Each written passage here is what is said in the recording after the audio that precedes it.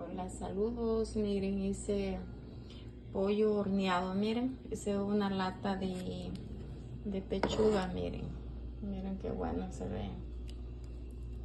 Pollo horneado salvadoreño. Y también estoy haciendo un arroz. Miren, un arroz, miren. Esto se come con arrocito y una ensaladita también, una ensaladita de repollo con mayonesa. Queda bien bueno, miren. Bendiciones.